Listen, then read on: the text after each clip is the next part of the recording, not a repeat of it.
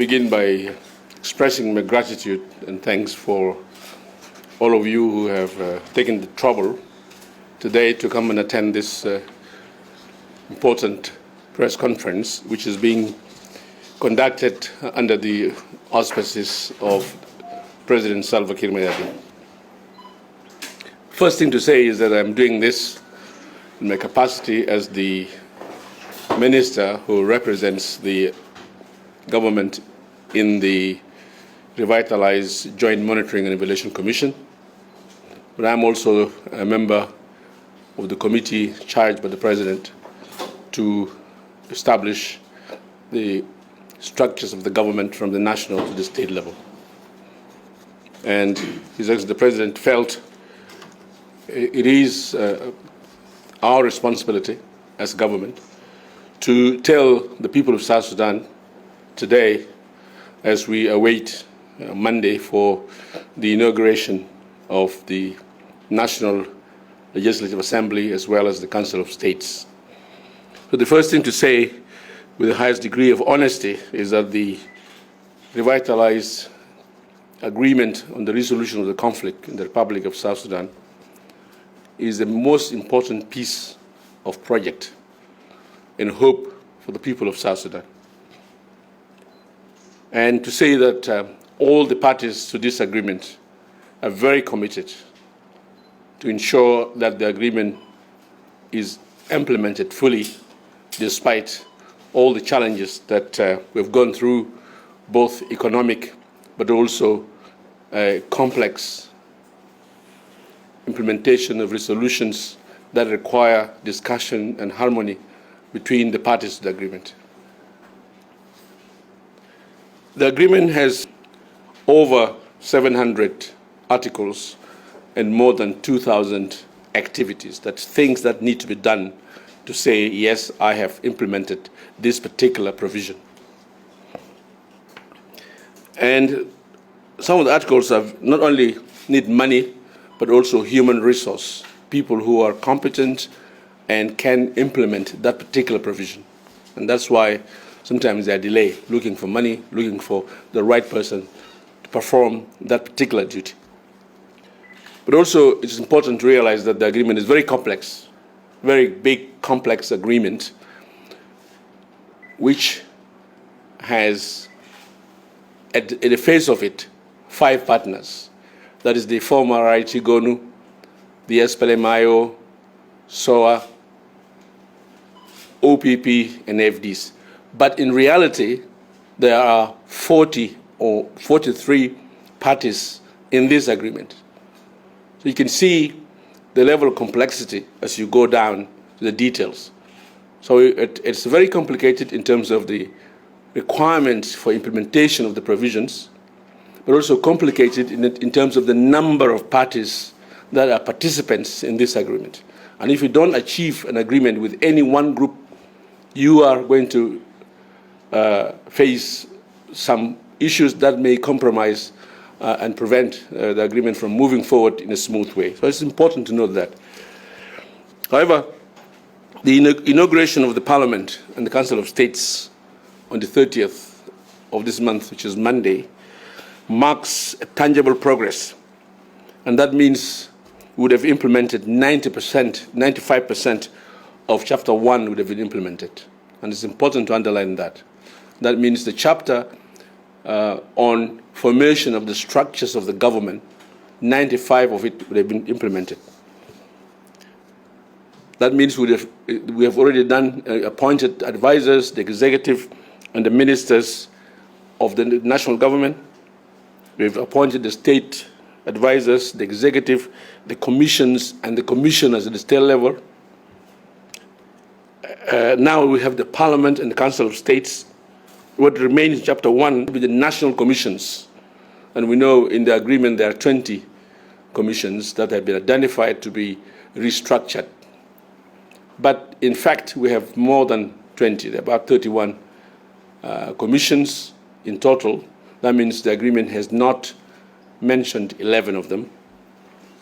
And what therefore remains are these commissions and the state parliaments, and this needs a maximum of 2 weeks, and we should be done with them. and we will do them immediately after the inauguration of the parliament.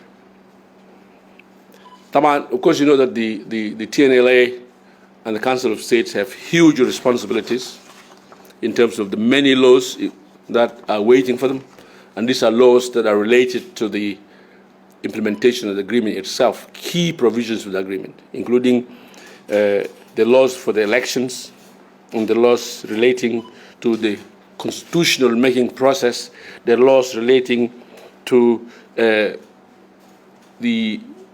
provisions for accountability and transitional justice.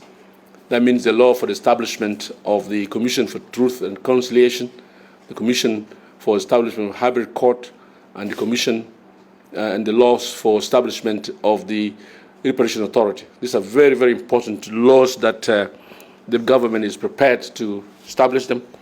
But also, the Parliament is going to have a look at the policy framework and the strategic plans of all these ministries in order for them to justify the budget that they will need to implement those projects. So it's a very huge task for the Parliament, and the Parliament, that the most huge Parliament of 550, that will require harmony, will require nationalism, and require cooperation between members of different parties to look at their work from the perspective of the nation, partisan interest. On Chapter 2, which is the most important chapter in terms of providing the required security for the stability of the country, we all know that we had contained forces. So forces from different groups have been put together in a cantonment area, and they have been transferred to training sites. We were planning for 83,000, but now I can tell you with confidence from the information that I've gathered that we have 53,703 that are in the training centers, and they're ready for graduation. They comprise of 15,903, the Army, that is 30% of that, and then 22,287 from other organized forces, 4,131 from national security, 3,010 wave protection, and 8,202 support unit. These are there, they're ready for graduation. Out of these 53,709, there are 1,382 in the Army, the women, and also 2,634 in the other organized forces are women, 1,048 in national security are women, and 28 in the VA protection are women. So that's a very important point to mention in terms of the role of our women in the security sector, and they total 5,092 in that number. The delay in the graduation of these forces, a number of factors, but one of the important factors is an agreement between the parties on the sharing of the command structure. Of course, the agreement does not give details on how to share the command structure, as it did not give details on how to establish the state governments. So we've had to hammer it out ourselves, and that took a very long period of time. Also, there is dispute over the sharing of the command structure. But I can tell you that this difference was due to the interpretation of sharing of the agreement by the opposition, and it's particularly the IO. They were eyeing for 50-50%, but that is not in the agreement, and they used the wrong parameters in interpretation, citing presidency, citing representation in MPTC, and citing representation in the RGMIC. We have now come to the correct approach, and it's agreed that we will now share 60-40% for the opposition, because there is no unified opposition. These are just partners to the agreement, and there is no unified opposition. So the opposition will have their 40, and they will divide among themselves. So now that we have agreed on the sharing of the command structure, we can expeditiously move on now to graduate the unified force so that they can be deployed. Even if we don't have guns and we cannot provide them with the guns because of the arms embargo, we feel duty-bound to graduate them to show the commitment of the government, of the RT-GONU, to implement the agreement. Of course, as I said, that would be the most important achievement that we have done, because there is no one single country that should have two armies, two national security, two police, two VI protection. This is abnormal and is not acceptable because it causes polarization.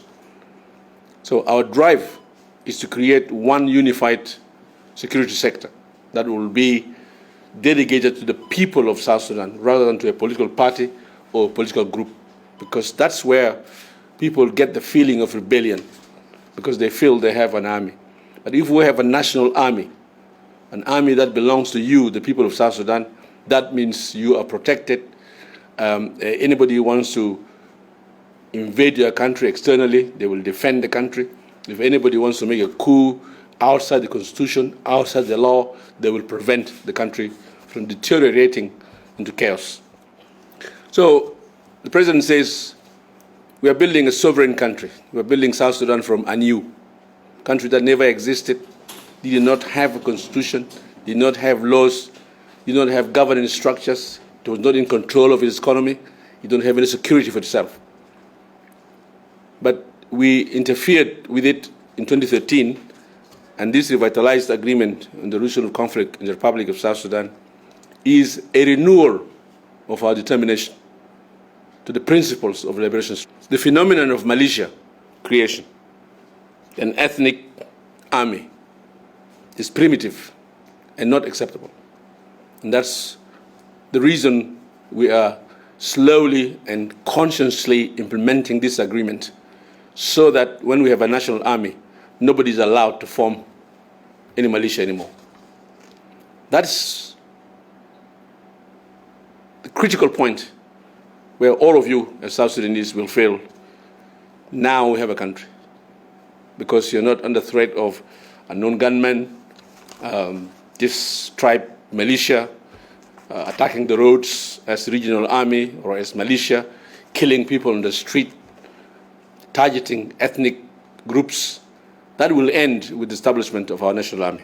And that's why we feel very focused and determined to make sure Chapter 2 is implemented. In governance, and that's probably the most challenging, because it requires details. It requires enabled, empowered, skilled, experienced human resource. As we speak, all the 5 clusters defined by the agreement are operating. Ministers generate memos, they generate plans, they generate ideas, which are looked at by the clusters and then submitted to the Council of Ministers for resolution. And I'm happy to say that we are making a huge progress in that respect. So the activities, the things that need to be done under each of the provision of the agreement are being hammered out. They're being implemented by the governance cluster, by the economic cluster, by the infrastructure cluster, by the youth and sports cluster, by the service cluster. And that's why these clusters are working. Some of the key achievements that we have conducted, that I can mention here, is the fact that the the economic cluster made 3 important decisions which have impact on the economy of this country. One is the decision, the recommendation of the economic cluster to the Council of Ministers on ways and means of empowering and reforming the Ministry of Finance. 2, way of capacitating and reforming the Bank of South Sudan. And then recommendation on a new salary structure. On the reforms to empower and capacitate the Ministry of Finance, key things include making sure the National Revenue Authority is reformed to be more effective, to digitize collections, and to take out hands of people, so that money actually go into the block account of the Ministry of Finance. And that's why you hear that the collections have surged from 1 million, 2 million, to 5, 6 billion, to $10 million a month. That's part of this exercise. And that's why the Ministry of Finance have now, as I speak, covered the arrears gap of salaries. The reason salaries for June and July have delayed is not because there's no money, but because the payroll machine in the Ministry of Public Service and Human Resource Development has broken down. Unfortunately, they did not tackle it in time. And I personally got involved, and I briefed the President about it, and we're moving strictly to make sure that machine is fixed. More importantly, because once we pay the salaries for June and July, the Ministry of Finance has committed itself to begin to pay phase 1 of improving the salary. That is doubling it to 100% as directed by the President during his 10th anniversary speech. And after a few months, maybe 6 months, when we now have stable economic performance, we will then look and implement the reviewed new salary structure. That's an important recommendation from the economic cluster. In terms of the Bank of South Sudan, we are making sure that nobody gets any crude oil cargo. We are advising and monitoring to ensure that crude oil is sold by the Ministry of Petroleum. The money goes to the account of the Ministry of Finance, and the Ministry of Finance will sell its dollar to the bank. So the bank can now begin to manage money circulation in the system. And that's why you see that the dollar has dropped from 65, 63 to 40. I agree, and I have tested it myself, that although the dollar has dropped, prices of commodities, essential commodities, are still high. That we recognize.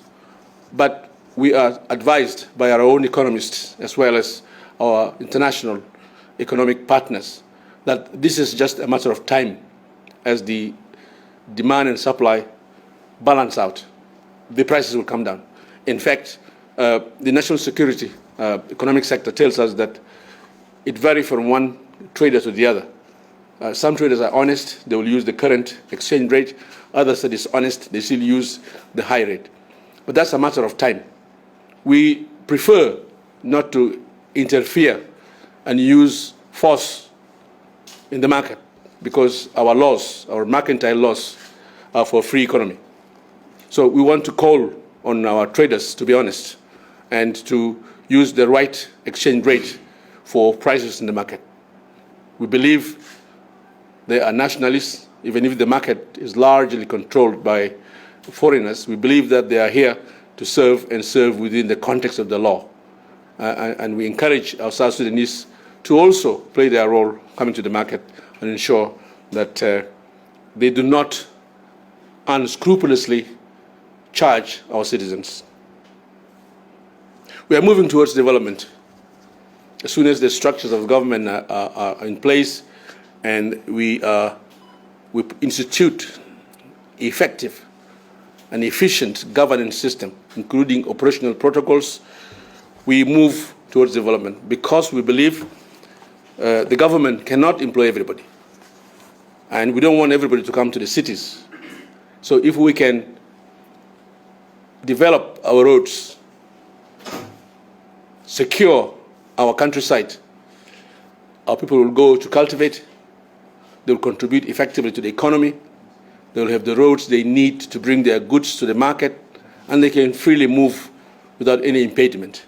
And that's why the roads project, to which 20,000 barrels a day have been committed by the President. And some of you have seen some of those roads. And these roads are not only for Bahr Ghazal or Upper Nile through Bor. No, they will be implemented across the country. The road to Nimule will be done. The road to Yei, Kaya, Juba will be done. The road to Juba, Mundri, Yambio will be done. All the roads, so that everybody feels they are partners in this country, that they are benefiting from the liberation struggle and from the independence of this country. So it must be clear that the President's project on roads is for all of us South Sudanese, not for a sector of South Sudan. So we're making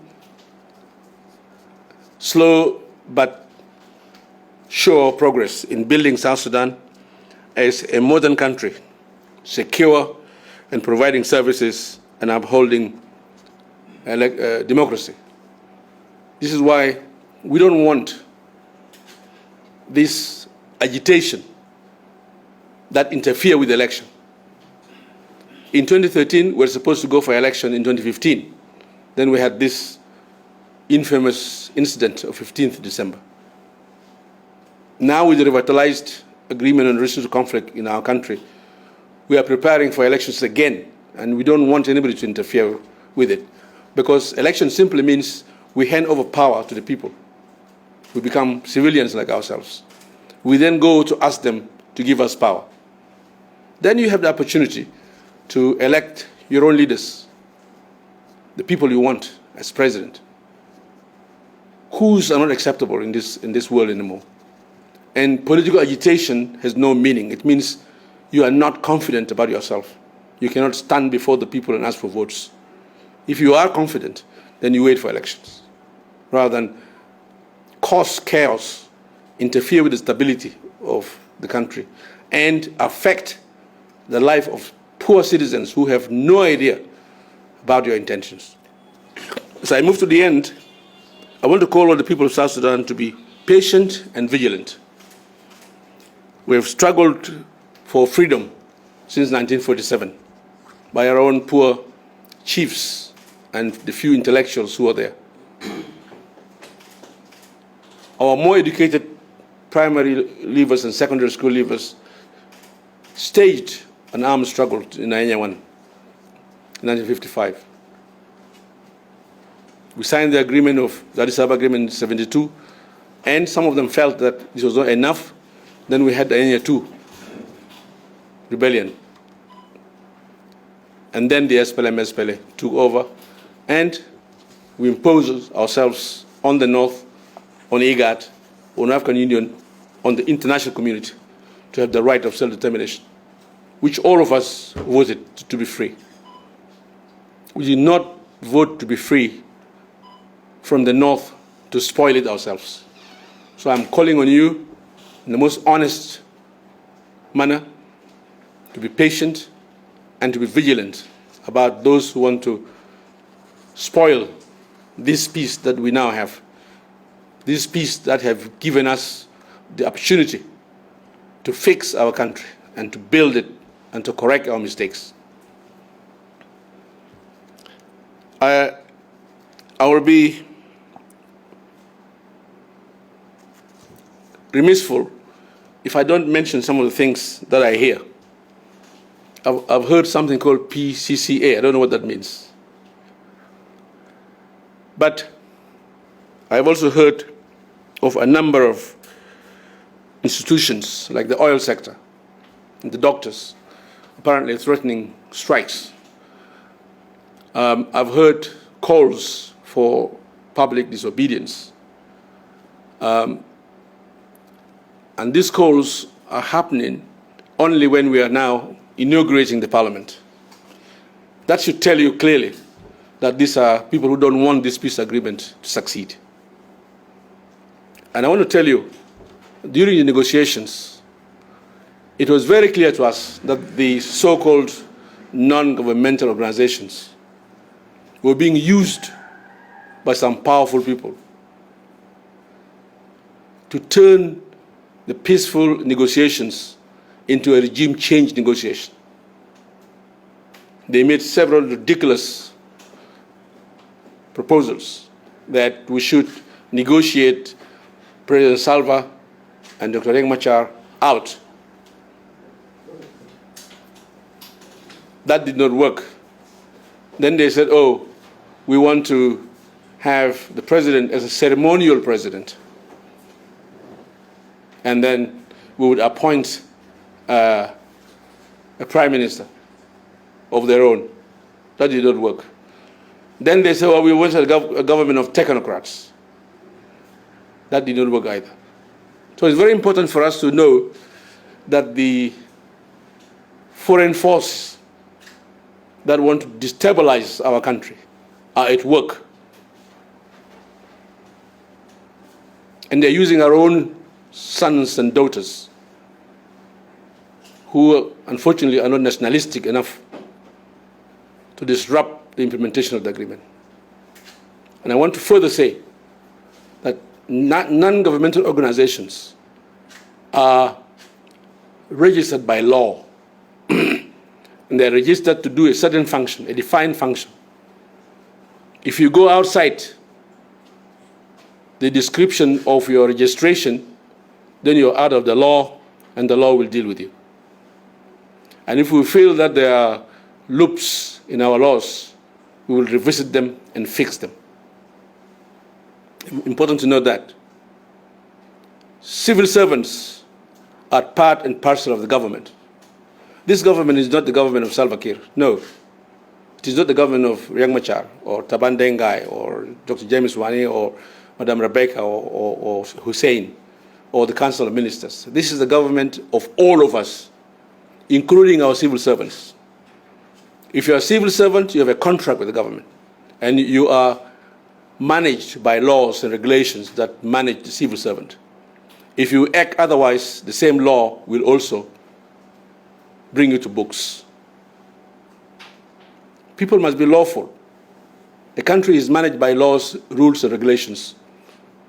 And no one should take the law in their hands. As for those who want to strike in the oil sector, and they're timing it as well with this bogus call for civil disobedience on Monday when we are in the Parliament. The Council of Ministers took a deliberate decision to increase the salary of those nationals working in the oil sector to come close, if not equal, to the foreign workers. And the Council recommended that the salary which was being paid to the Sudanese national before we became independent should be adopted for our nationals. And the resolution is here. This resolution is here. The resolution is here. It's resolution number 26 of 2001. All these are resolutions for the benefit of our staff in the oil sector. So when I hear that they are calling for a strike because of their emoluments and remunerations, I think they are being political. A resolution takes time to effect it. And they have been told that this has taken place. They know from the minister. They know from their management. For them to now do this at this particular time tells me that they are not nationalists enough. They are up to a political agenda. And of course, if you don't want to work with the government as a civil servant, we will ask you to leave. There are many South Sudanese who will take up your position. It's as simple as that. I hear the same with doctors. I sympathize with the grievances of the doctors. But it's not only the doctors, the medical doctors. There are all these professionals who are equally important, intelligent, and required for the service of the country. Being a medical doctor doesn't make you any better than another professional. So the salary structure that is coming up will visit the allowances that professionals get according to your field of expertise. So this feeling of agitation and feeling of me not being treated better than the rest of the civil servant, that doesn't invite intelligent look at the case. So I want to call upon our professionals and individuals who are fortunate to work in the oil field to thank God that we are now independent and they're serving in their own country in a very lucrative sector, in an important profession and ministry. That should not be used against the country. That should not be used against the security of the country. That should not be an agitation to intimidate government. That's not nationalistic. And I call upon them sincerely to observe patience. I thank you.